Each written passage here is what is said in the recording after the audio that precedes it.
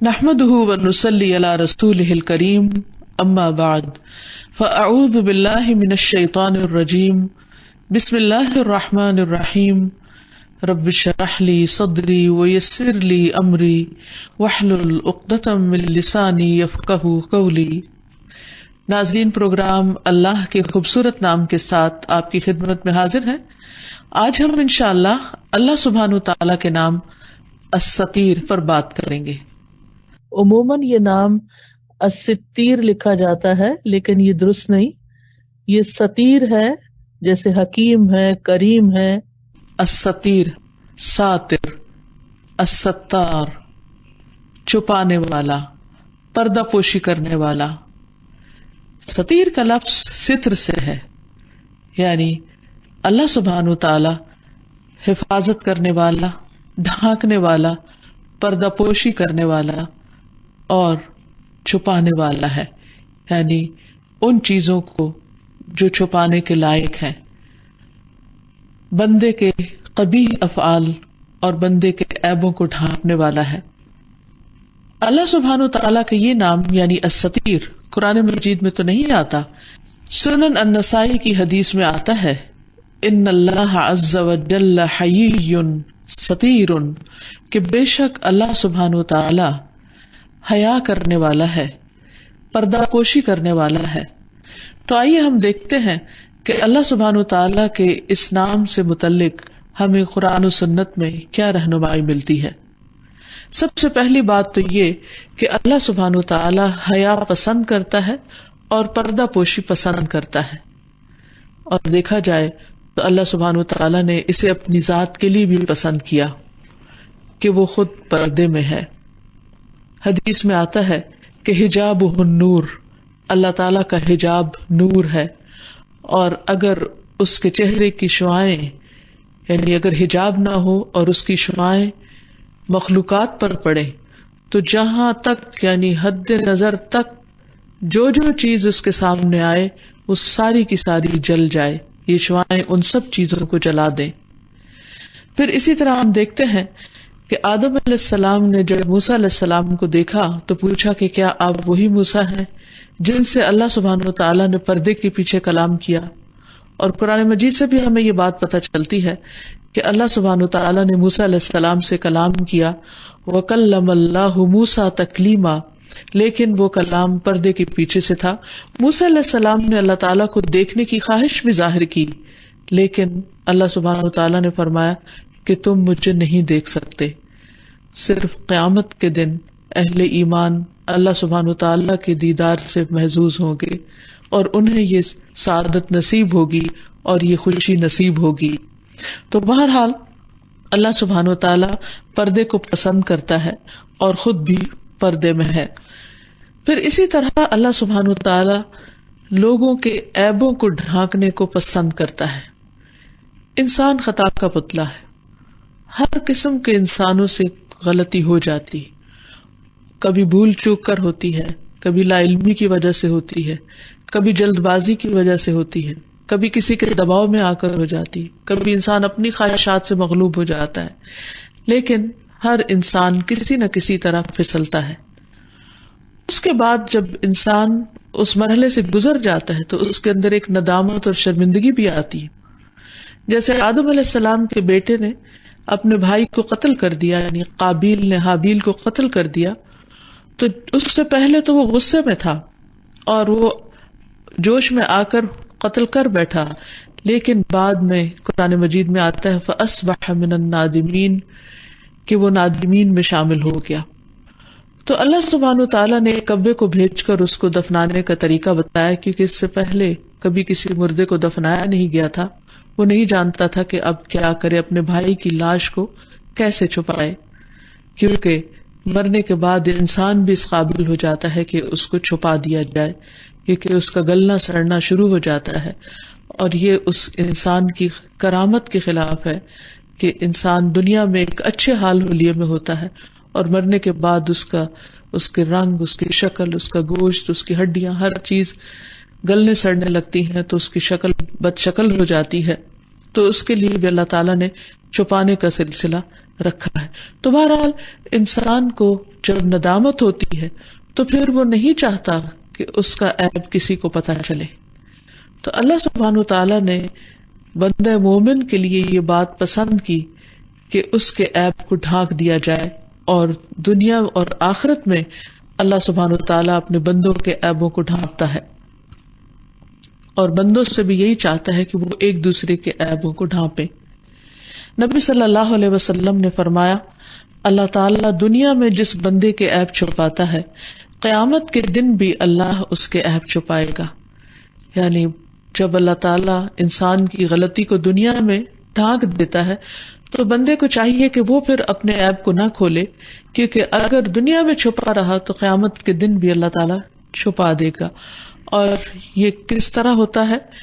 ایک آدمی نے ابن عمر سے پوچھا کہ تم نے سرگوشی کے متعلق نبی صلی اللہ علیہ وسلم سے کس طرح سنا ہے کہ اللہ تعالیٰ کیسے بندوں سے سرگوشی کرے گا؟ انہوں نے بیان کیا کہ آپ صلی اللہ علیہ وسلم نے فرمایا، تم میں سے ایک شخص اپنے رب سے قریب ہوگا یہاں تک کہ وہ اپنا ہاتھ اس پر رکھ کر فرمائے گا کہ تو نے فلاں فلاں برے کام کیے تھے؟ وہ عرض کرے گا جی ہاں. وہ پھر پوچھے گا اور تو نے فلاں فلاں بھی برے کام کیے تھے؟ وہ عرض کرے گا جی ہاں. غرض اللہ سبحانہ وتعالی پہلے سارے گناہوں کا اس سے اقرار کروائے گا، پھر فرمائے گا کہ میں نے دنیا میں تیرے گناہ پر پردہ ڈالا، میں آج بھی اس کو بخش دیتا ہوں. تو اس طرح اللہ تعالیٰ جس بندے کے گناہوں کو دنیا میں چھپا دیتا ہے، اگر وہ خود اس کا پردہ چاک نہیں کرتا اور چپ کے اللہ تعالیٰ سے معافی مانگ لیتا ہے، تو اللہ تعالیٰ قیامت کے دن بھی اس کے عیب کو چھپا دیں گے. پھر اللہ سبحانہ وتعالیٰ بندوں پہ پردہ ڈال کر اسے کھولنے والا نہیں. حضرت علی کہتے ہیں کہ رسول اللہ صلی اللہ علیہ وسلم نے فرمایا، جو شخص دنیا میں کسی گناہ کا ارتکاب کر بیٹھے اور اسے اس کی سزا بھی مل جائے، یعنی ایک تو یہ کہ کسی کو پتہ ہی نہ چلے گناہ کا، اور ایک یہ ہے کہ انسان کے اوپر حد جاری ہو جائے، یا پھر یہ کہ کسی شکل میں اس کا کیا سامنے آ جائے جو کسی اور کو تو نہ پتا ہو لیکن خود اس کو پتہ چل جائے کہ یہ اس کے فلاں فلاں گناہ کی سزا ہے. کیونکہ بعض اوقات سزا گناہ سے ملتی جلتی ہوتی ہے.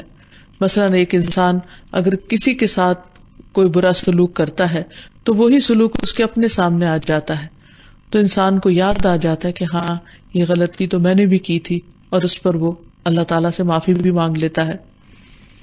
تو اگر کسی کو دنیا میں سزا مل جاتی ہے تو اللہ سبحانہ وتعالیٰ بہت عادل ہے، عدل کرنے والا ہے کہ اپنے بندے کو دوبارہ سزا دے، یعنی وہ پھر دوبارہ اس گناہ پہ سزا نہیں دے گا جس کی سزا اس کو دنیا میں مل چکی.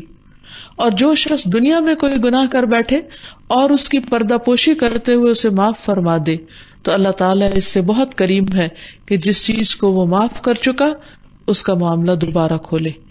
یعنی دنیا میں جس کو ڈھانپ دیا انشاءاللہ آخرت میں بھی اس کو ڈھانپ دے گا. تو اللہ سبحانہ وتعالیٰ سے حسن ظن رکھنا چاہیے. اسی لیے اللہ سبحانہ وتعالیٰ چونکہ الستیر ہے، وہ چھپانے کو، پردہ پوشی کرنے کو اور قبیح اور گندی چیزوں کو خاص طور پر ڈھانکنے کو پسند کرتا ہے.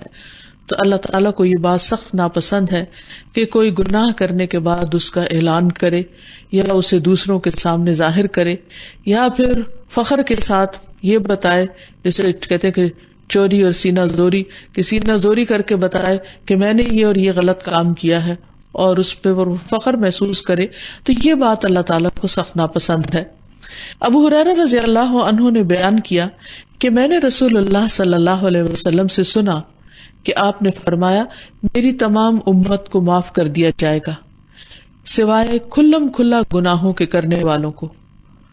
اور کھلم کھلا گناہوں کے کرنے میں یہ بات بھی شامل ہے کہ ایک شخص رات کو کوئی گناہ کا کام کرے اور اس کے باوجود کہ اللہ نے اس کے گناہ کو چھپا دیا، مگر صبح ہونے پر وہ کہے کہ اے فلاں، میں نے کل رات فلاں فلاں کام کیا تھا.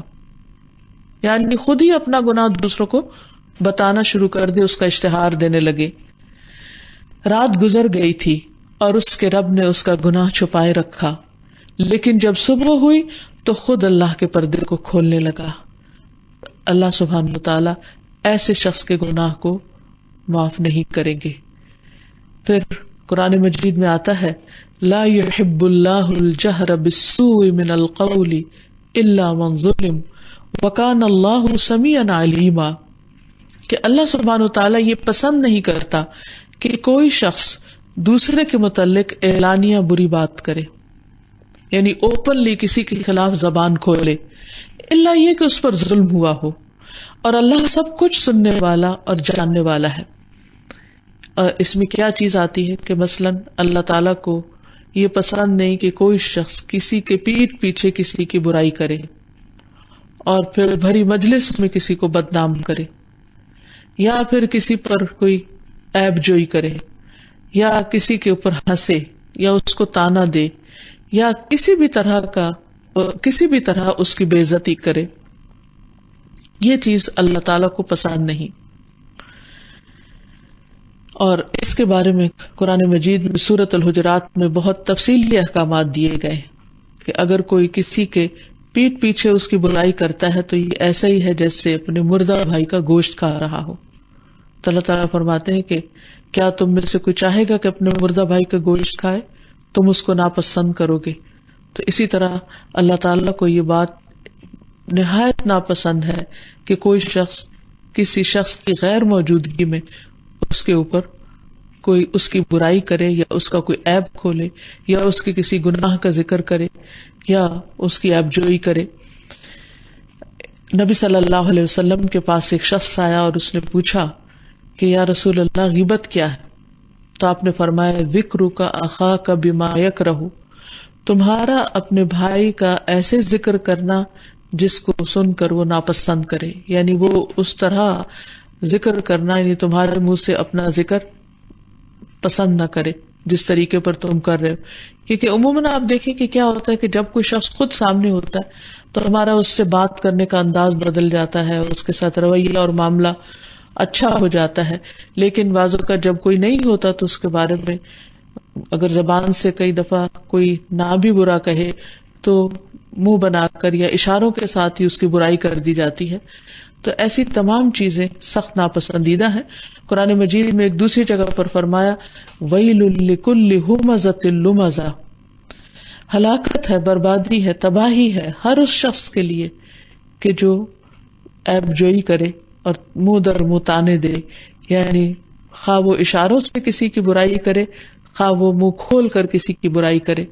فرمایا کہ لا يحب اللہ الجہر بالسوء، اللہ ایسی باتوں کو بالکل پسند نہیں کرتا کہ اعلانیہ طور پر کسی کی برائی کا ذکر کرے، کیونکہ اللہ تعالیٰ ستیر ہے، حیی ہے، حیا کرنے والا ہے، پردہ پوشی کرنے والا ہے۔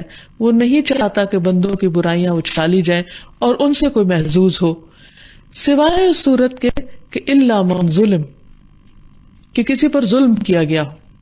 اگر کسی کے اوپر ظلم کیا گیا تو وہ مظلوم اپنے ظلم کی داستان سنا سکتا ہے تاکہ عدل حاصل کر سکے، انصاف لے سکے اور اپنے خلاف ظالم کو ظلم کرنے سے روک سکے۔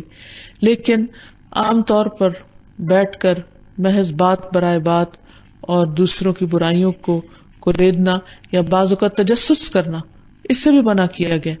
یعنی بعض اوقات خود کوئی نہیں شروع کرتا تو لوگ پوچھتے ہیں، سوال کرتے ہیں اور دوسروں کے اندرونی حالات معلوم کرنے کی کوشش کرتے ہیں۔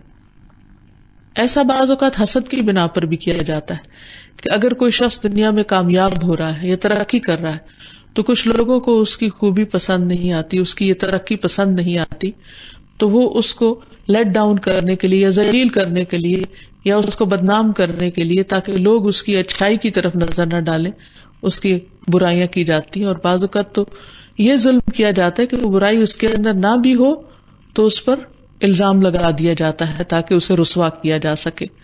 تو اللہ تعالیٰ کو ایسی تمام چیزیں سخت ناپسند ہیں۔ پھر اسی طرح جہاں تک پردے کا تعلق ہے تو اللہ سبحانہ وتعالیٰ نے کچھ چیزوں کے درمیان حجاب رکھے ہیں، پردے رکھے ہیں، آڑ رکھی ہیں۔ ضروری نہیں کہ وہ عیب کے طور پر ہو، وہ کچھ اور وجوہات کی بنا پر بھی ہے۔ تو چونکہ اللہ سبحانہ وتعالیٰ ستیر ہے، پردہ پوشی کرنے والا یا پردہ حائل کرنے والا ہے، پردہ ڈالنے والا ہے، تو اس کانٹیکس میں بھی آئیے دیکھتے ہیں کہ اور کس کس چیز کے درمیان اللہ نے پردہ ڈالا ہے۔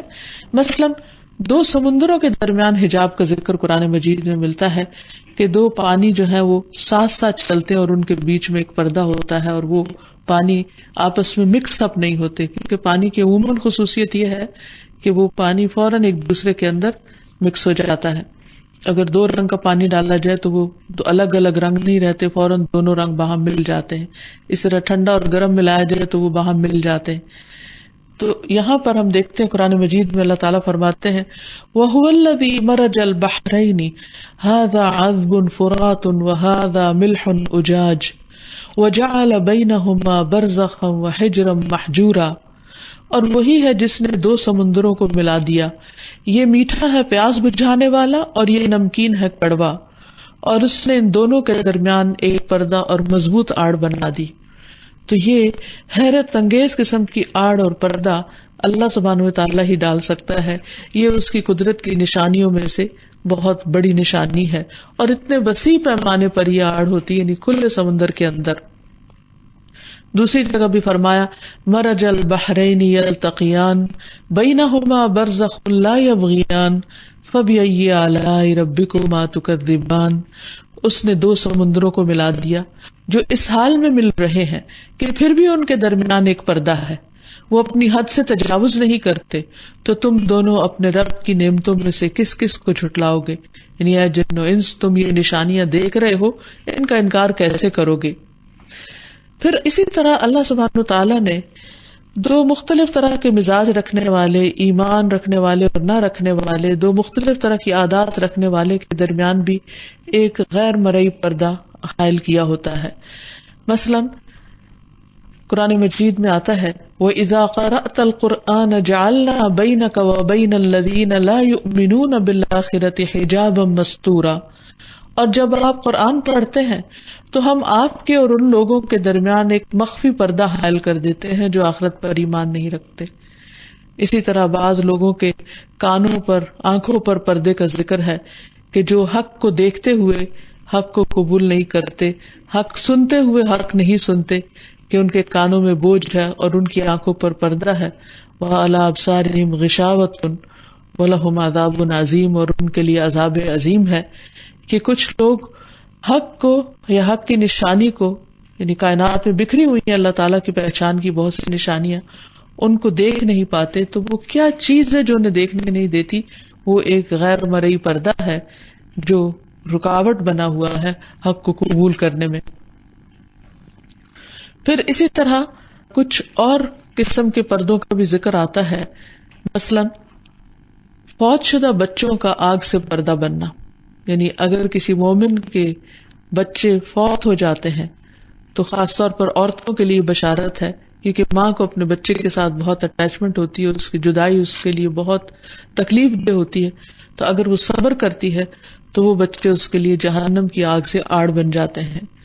ابو سعید خدری کہتے ہیں کہ عورتوں نے نبی صلی اللہ علیہ وسلم سے درخواست کی کہ ہمیں بھی نصیحت کرنے کے لیے آپ ایک دن خاص فرما دیجئے.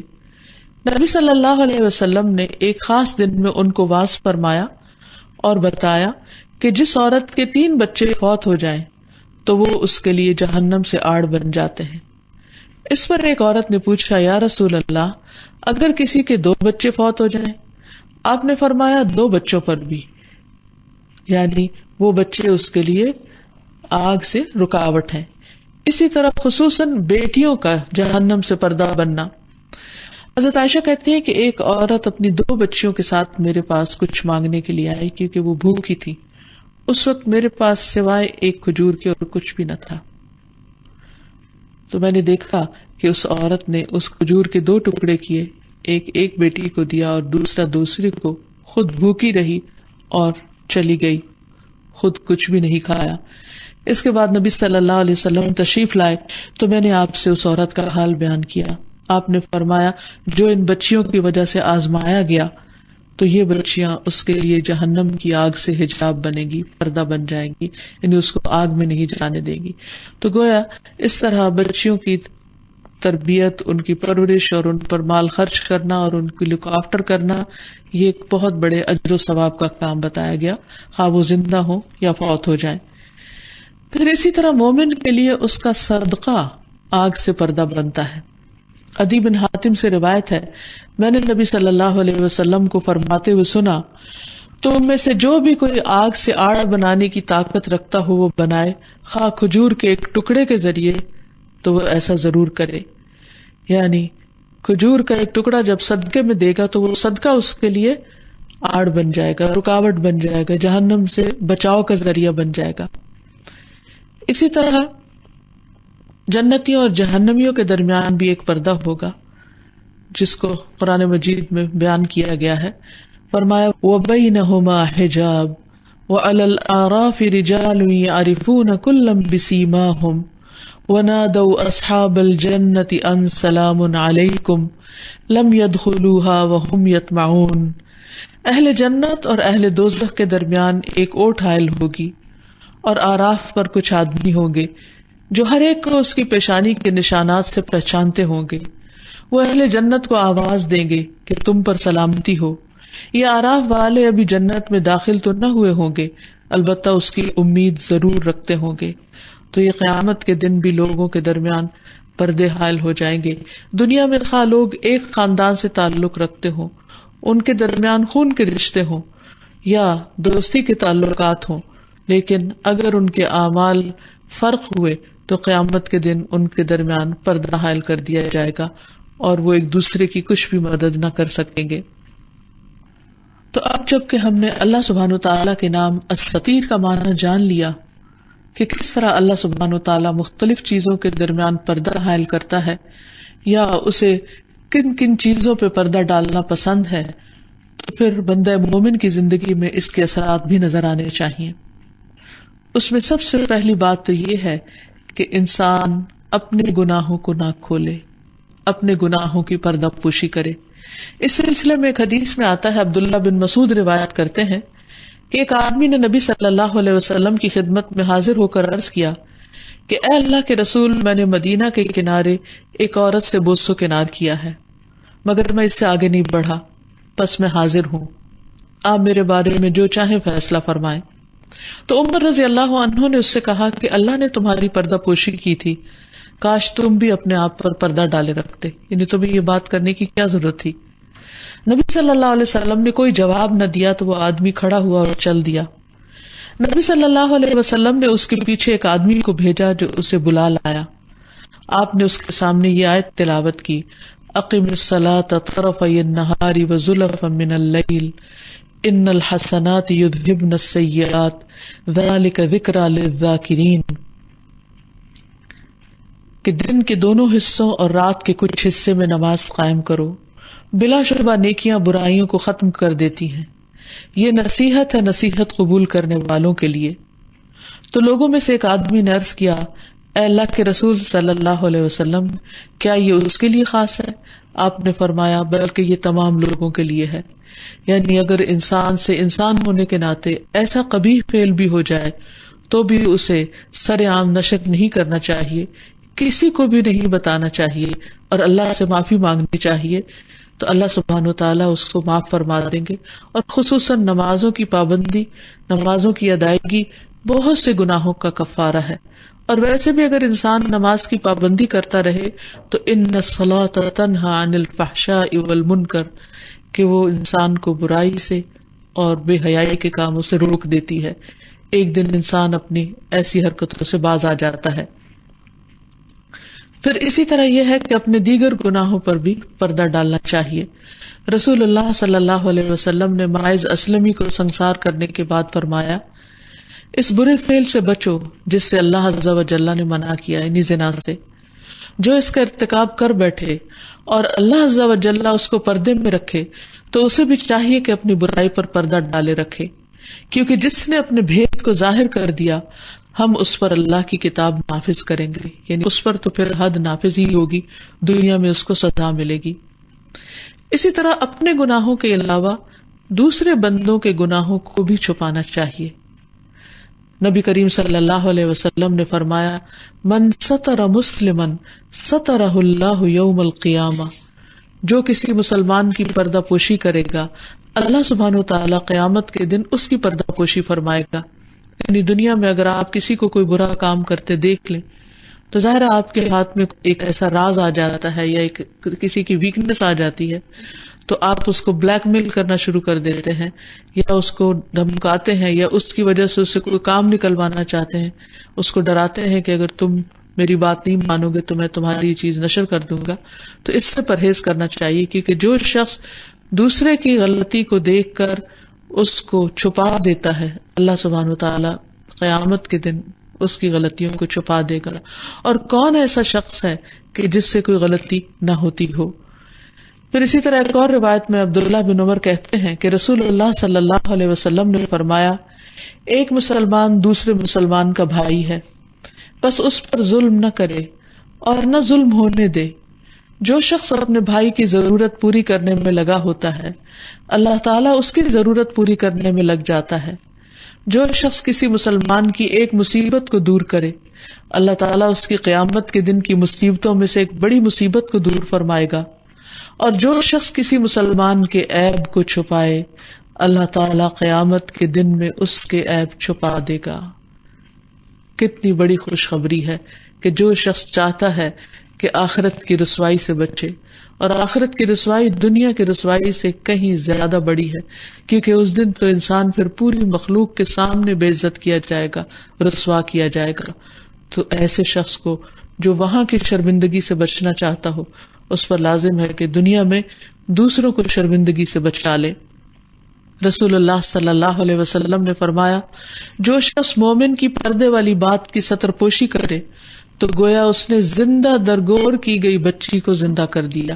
یعنی اگر کوئی شخص کسی کا عیب چھپا دیتا ہے تو گویا کسی نے زندہ گاڑی ہوئی لڑکی کو دوبارہ نکال کے زندگی بخش دی.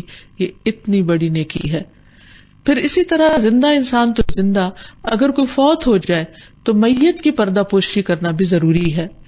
ابو امامہ سے روایت ہے کہ رسول اللہ صلی اللہ علیہ وسلم نے فرمایا, جس نے کسی میت کو غسل دیا اور اس کی پردہ پوشی کی, یعنی اس کا کوئی عیب نہیں کھولا, اللہ تعالیٰ اس کے گناہوں سے پردہ پوشی فرمائے گا.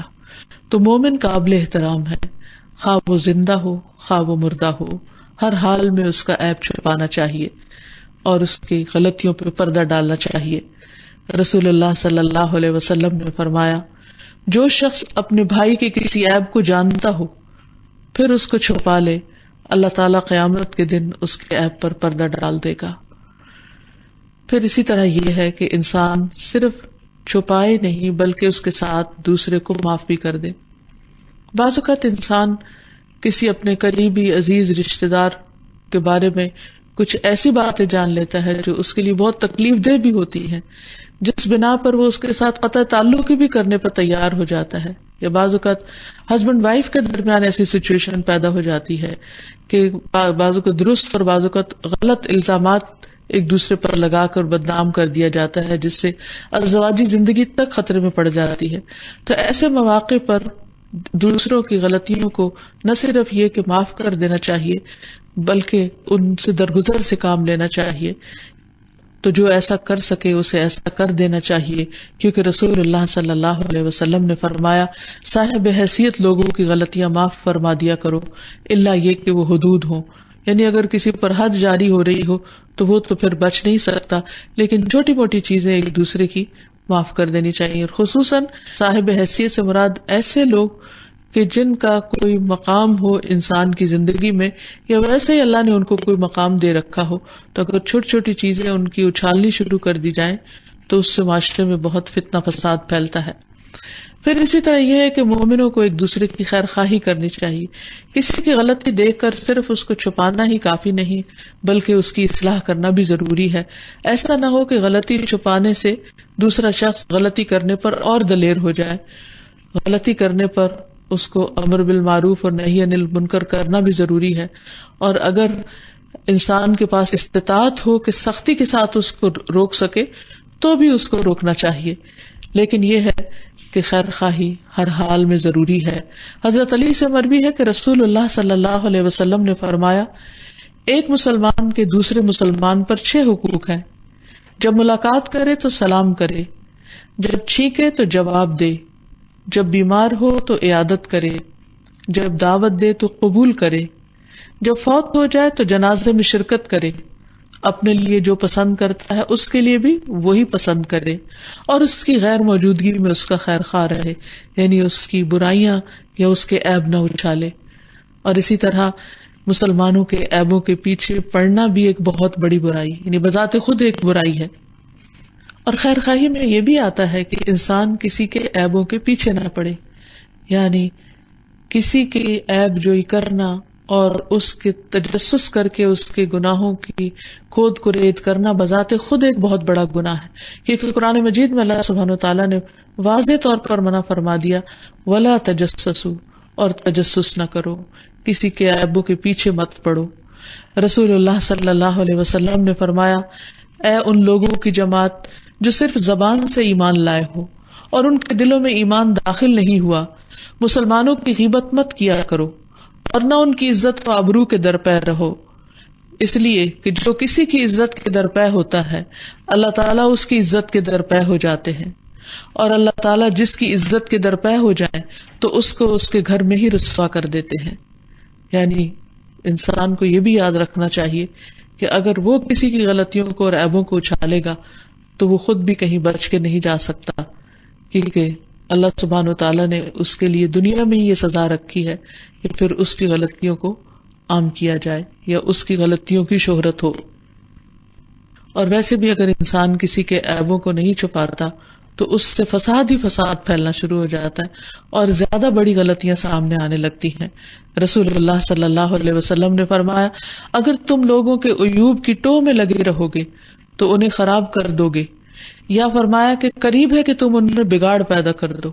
مثلاً آپ اپنے بچے کے اندر کوئی چھوٹی موٹی غلطی دیکھتے ہیں اور آپ کو معلوم ہے کہ وہ غلطی کر رہا ہے، تو بجائے اس کے کہ آپ اس کو شرمندہ کریں اور اس کی غلطی کے بار بار اس کو تانے دیں، اس کی بجائے ہونا یہ چاہیے کہ اس چیز کو ذہن میں رکھ کر اس کی اصلاح کا کوئی پروگرام بنائیں کہ اب بچہ اس غلط راستے پہ چل پڑا ہے تو اس غلطی کا ذکر کرنے کے بجائے اس غلطی کے جو نقصانات ہیں ان کا ذکر کر کے اس کو روکا جائے اور انڈائریکٹلی بات کی جائے۔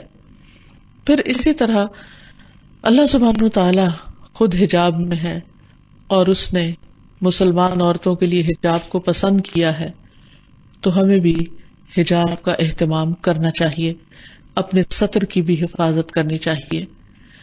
جرہد اصحاب صفہ میں سے تھے، وہ کہتے ہیں کہ رسول اللہ صلی اللہ علیہ وسلم ہمارے پاس بیٹھے ہوئے تھے کہ میری ران کھلی ہوئی تھی، تو آپ نے فرمایا، کیا تجھے معلوم نہیں کہ ران سطر میں ہے؟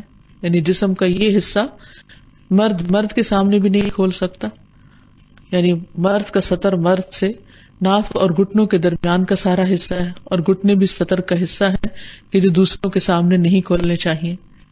پھر اسی طرح شرمگاہ کی حفاظت کرنا، جس کا قرآن مجید میں بھی ذکر آیا ہے، قل للمؤمنین یغضوا من ابصارہم، مومنوں سے کہہ دیجئے کہ وہ اپنی نگاہیں جھکا کر رکھیں، وَيَحْفَظُوا فُرُوجَهُمْ، اور اپنی شرمگاہوں کی حفاظت کرے۔ تو شرمگاہ کی حفاظت میں یہ چیز آتی ہے کہ انسان تنہائی میں بھی ننگا نہ ہو۔ ابو ہریرہ کہتے ہیں کہ نبی صلی اللہ علیہ وسلم نے اس سے منع کیا کہ کوئی شخص صرف ایک کپڑا جسم پر لپیٹ کر اس طرح بیٹھ جائے کہ اس کی شرمگاہ اور آسمان کے درمیان کوئی چیز نہ ہو، یعنی چاہے وہ اکیلا ہی کیوں نہ بیٹھا ہو تو ننگا ہو کر نہ بیٹھے۔ پھر اسی طرح انسان جب ننگا ہوتا ہے تو جن اس کو دیکھتے ہیں، فرشتے تو اس سے الگ ہو جاتے ہیں لیکن جنات اس کو دیکھنا شروع کر دیتے ہیں، تو ان سے بھی ایک حیا ہونی چاہیے۔ تو اس کے لیے کیا کیا جائے؟ مثلا نہانے کے وقت آپ کپڑے پہن کے تو نہیں نہا سکتے، یا اسی طرح ٹوائلٹ کے استعمال کے دوران آپ کو اپنا سطر کھولنا ہوتا ہے، تو اس کے لیے ہمیں بہت خوبصورت ادب سکھا دیا گیا۔ حضرت انس کہتے ہیں کہ رسول اللہ صلی اللہ علیہ وسلم نے فرمایا، جنوں کی آنکھوں اور انسانوں کی شرمگاہوں کا پردہ یہ ہے کہ جب کوئی اپنے کپڑے اتارے تو بسم اللہ پڑھ لے، یعنی بسم اللہ پڑھ کر اگر کپڑا اتارے گا تو پھر کوئی اور اس کو نہیں دیکھ سکے گا۔ رسول اللہ صلی اللہ علیہ وسلم نے یہ بھی فرمایا کہ جنوں کی آنکھوں اور بنی آدم کی شرمگاہوں کا پردہ یہ ہے کہ تم میں سے جب کوئی بیت الخلاء جائے تو بسم اللہ پڑھ لے، یعنی داخل ہونے سے پہلے، اندر جا کر نہیں۔ ہم سب جانتے ہیں کہ اللہ کے رسول صلی اللہ علیہ وسلم بہت ہی باحیا انسان تھے۔ حدیث میں آتا ہے، ابو سعید خدری سے مروی ہے کہ نبی صلی اللہ علیہ وسلم پردہ نشین قواری لڑکیوں سے بھی زیادہ حیا والے تھے، اور اسی لیے جب آپ قضاء حاجت کے لیے باہر جاتے تو آپ پردے میں بیٹھنا پسند کرتے، اور آپ کو جو پردہ سب سے زیادہ پسند تھا وہ ٹیلے یا کھجور کے باغ کا تھا. ان دنوں میں گھروں کے اندر ٹوائلٹس نہیں ہوتے تھے، لوگ بیت الخلاء کے لیے باہر جاتے تھے، تو آپ صلی اللہ علیہ وسلم وہاں بھی اونٹ میں بیٹھتے تھے. تو اگر نبی صلی اللہ علیہ وسلم کنواری لڑکیوں سے بھی زیادہ حیادار تھے تو پھر لڑکیوں کے لیے کیا حکم ہو سکتا ہے. اس سلسلے میں ایک حدیث ہماری رہنمائی کرتی ہے. ام عطیہ کہتی ہیں کہ رسول اللہ صلی اللہ علیہ وسلم نے عید الفطر اور عید الاضحیٰ کے دن ہمیں حکم دیا کہ ہم نابالغ، حائضہ اور پردہ نشین لڑکیوں کو بھی نکالیں، یعنی جو گھروں میں رہتی ہیں وہ بھی عید کی نماز کے لیے نکلیں. بہرحال حائضہ نماز سے علیحدہ رہ کر بھلائی اور مسلمانوں کی دعا میں حاضر ہو. میں نے عرض کیا یا رسول اللہ صلی اللہ علیہ وسلم، ہم میں سے جس کے پاس چادر نہ ہو، تو آپ نے فرمایا اس کی بہن اپنی چادر اس کو پہنا دے، یعنی چادر کے بغیر نہیں نکلے، خواہ وہ اپنی بہن کی چادر ادھاری لے کر جائے. تو اس سے بھی پتہ چلتا ہے کہ ایک مسلمان عورت کو گھر سے نکلتے وقت اپنے حجاب کی پابندی کرنی چاہیے اور اس کا خیال رکھنا چاہیے، کیونکہ ایک لڑکی جس کے پاس چادر ہو ہی نہ تو اس کے لیے یہ عذر ہو سکتا ہے کہ جی میں تو اس لیے چادر کے بغیر نکلی کیونکہ ہے ہی نہیں میرے پاس. آپ نے فرمایا نہیں، ایسا نہیں نکلنا، دوسرے سے چاہے لے کر نکلنا پڑے لیکن چادر کے ساتھ نکلنا ہے. پھر اسی طرح ام المومنین سیدہ ام سلمہ کہتی ہیں کہ جب عورتوں کے متعلق یہ حکم نازل ہوا کہ یدنین علیہن من جلابیبہن، کہ وہ اپنے اوپر اپنی چادریں لٹکا لیا کریں، تو انصاری عورتیں جب باہر نکلتی تو ایسے لگتا کہ ان کے سروں پر کوے بیٹھے ہوئے ہیں، ان سیاہ چادروں کی وجہ سے جو وہ اپنے سروں پر لینے لگی تھی. پھر اسی طرح ایک اور جگہ پر آتا ہے کہ انصار کی عورتوں کا حضرت عائشہ نے ذکر کیا اور ان کی تعریف کی اور ان کے اچھے اعمال بیان کیے، اور کہا جب سورۃ نور نازل ہوئی تو ان عورتوں نے پردوں کے کپڑے یا مردوں کی چادریں لے لی، یعنی گھر کے جو پردے لٹکے ہوئے تھے وہ چادر لے کر بنا کر، یا مردوں کا جو چادر تھی وہ لے کر باہر نکلنے لگی اور انہیں پھاڑ کر اپنے پردے کی چادر بنائی. یعنی جب اللہ تعالیٰ کا حکم آ گیا تو اس کے بعد کسی عورت نے بھی یہ گوارا نہ کیا کہ اللہ تعالیٰ کے حکم کی نافرمانی کرے. پھر اسی طرح یہ ہے کہ عورت اپنے اور رب کے درمیان پردے کی بھی حفاظت کرے. پھر اسی طرح مسلمانوں کو یہ ادب سکھایا گیا کہ گھروں کے اندر بھی وہ پردے ڈال کر رہیں تاکہ باہر سے لوگ گھروں میں نہ جھانکیں. دوسروں کو گھروں کے اندر جھانکنے سے منع کر دیا گیا، اور اس سلسلے میں یہاں تک آتا ہے کہ اگر کوئی کسی کے گھر میں جھانک رہا ہو اور وہ اس کی آنکھ پھوڑ دے یا اس کو کوئی یعنی کہ جواباً اس پر کسی قسم کا کوئی اٹیک کرے تو اس کا قصاص نہیں ہوگا. یعنی اس کی ممانعت ہے سخت قسم کی کہ کوئی کسی کی پرائیویسی میں دخل انداز ہو، یعنی اس کی آنکھ تک پھوڑنے کو بھی جائز قرار دے دیا گیا. اس سلسلے میں ایک اور بات یہ بھی یاد رہے کہ انسان جہاں اپنے کچھ برے اعمال کو چھپاتا ہے وہاں کچھ نیکیوں کو بھی چھپانے کی ضرورت ہے، کیونکہ انسان جب دکھا کر کام کرتا ہے تو اس میں ریاکاری کا اندیشہ ہوتا ہے، دکھاوے کا اندیشہ ہوتا ہے، اور دکھاوے سے انسان کا اجر ضائع ہو جاتا ہے، بلکہ الٹا انسان سزا کا مستحق قرار پاتا ہے. اور پوشیدہ عمل جو ہے وہ اللہ سبحانہ وتعالیٰ کو بہت پسند ہے، خاص طور پر پوشیدہ صدقہ، یعنی چھپا کر جب انسان صدقہ کرتا ہے تو اور اس کا کسی سے ذکر نہیں کرتا تو یہ صدقہ اللہ سبحانہ وتعالیٰ کے غضب کی آگ کو ٹھنڈا کرتا ہے. پھر اسی طرح کچھ اور اعمال بھی انسان پوشیدہ رکھے. پوشیدہ صدقے کے بارے میں قرآن مجید میں آتا ہے الذین ينفقون اموالهم باللیل والنہار سرا وعلانیۃ فلہم اجرهم عند ربهم ولا خوف علیہم ولا هم يحزنون. جو لوگ دن رات کھلے اور چھپے اپنے مال خرچ کرتے ہیں انہیں اپنے پروردگار سے اس کا اجر ضرور مل جائے گا. ایسے لوگوں کو نہ کچھ خوف ہوگا اور نہ وہ غمگین ہوں گے. یعنی اتنی زبردست خوشخبری اور بشارت دی گئی کہ چھپا کر صدقہ کرنے والوں کو اجر ضرور ملے گا، اور ایسے لوگ قیامت کے دن بالکل بے خوف ہوں گے اور غموں سے آزاد ہوں گے. بلکہ دنیا میں بھی انسان کے غم، دکھ اور ڈپریشن کا علاج صدقے میں ہے. پھر اسی طرح نبی صلی اللہ علیہ وسلم نے فرمایا 7 لوگ عرش الہی کے سائے تلے ہوں گے، جن میں سے ایک وہ شخص کہ جس کے دائیں ہاتھ نے جب خرچ کیا تو بائیں کو بھی پتہ نہیں چلا کہ اس نے اللہ کے راستے میں کیا دیا. پھر اسی طرح تنہائی میں اللہ کو یاد کر کے رونا، کوئی نہ دیکھ رہا ہو، صرف وہ اور اس کا رب ہو، سب سے چھپ کر انسان صرف اور صرف اللہ تعالیٰ کو یاد کر کے روئے. نبی صلی اللہ علیہ وسلم نے فرمایا 7 طرح کے آدمی ہوں گے جن کو اللہ اس دن اپنے سائے میں جگہ دے گا جس دن اس کے سائے کے سوا کوئی سایہ نہ ہوگا. ان میں سے ایک وہ شخص جس نے تنہائی میں اللہ کو یاد کیا اور اس کی آنکھوں سے بے ساختہ آنسو جاری ہو گئے. پھر اسی طرح رات کے وقت نماز پڑھنا، کیونکہ رات بھی پردہ پوش ہے. اللہ تعالیٰ فرماتے وَجَعَلْنَا اللَّيْلَ لِبَاسًا، ہم نے رات کو پردہ پوش بنایا. تو رات کے اندھیرے میں انسان سب سے چھپ کر نماز پڑھے، تہجد پڑھے، اللہ کو یاد کرے، اور اسی طرح صدقہ خیرات کرے. جیسے ایک شخص نے رات کے وقت چھپ کے صدقہ کیا تو ایک دن چور کو دے دیا، اور اسی طرح دوسرے تیسرے دن بھی وہ ایسے لوگوں کو دے چکا جو مستحق نہیں تھے، لیکن اس کے باوجود اس کا صدقہ قبول ہو گیا اور ان لوگوں نے بھی اپنے غلط کاموں سے پرہیز کر لیا. اور اسی طرح کوئی بھی نیکی اور کوئی بھی عمل جو صرف اللہ اور بندے کے درمیان ہے، جیسے روزہ، تو اللہ سبحانہ وتعالیٰ اس کا بے پناہ اجر دے گا، اس چیز کا اجر اللہ کے ذمہ ہے. تو آخر میں یہ کہ انسان اللہ تعالیٰ کی اس صفت کو سامنے رکھ کر اللہ سے دعا کرے کہ یا ستیر تو ہمارے گناہوں کو چھپا دے اور تو ہمیں عافیت میں رکھ اور تو ہمیں دنیا اور آخرت کی رسوائی سے بچا، اور اسی طرح ہمارے عیبوں پر پردہ ڈال دے. اور صبح و شام اللہ تعالیٰ سے عافیت کی دعا انسان کرتا رہے، اور اللہ سبحانہ و تعالیٰ ہم سب پر اپنی رحمت نازل فرمائے اور ہم سے راضی ہو جائے. وآخر دعوانا ان الحمد للہ رب العالمین.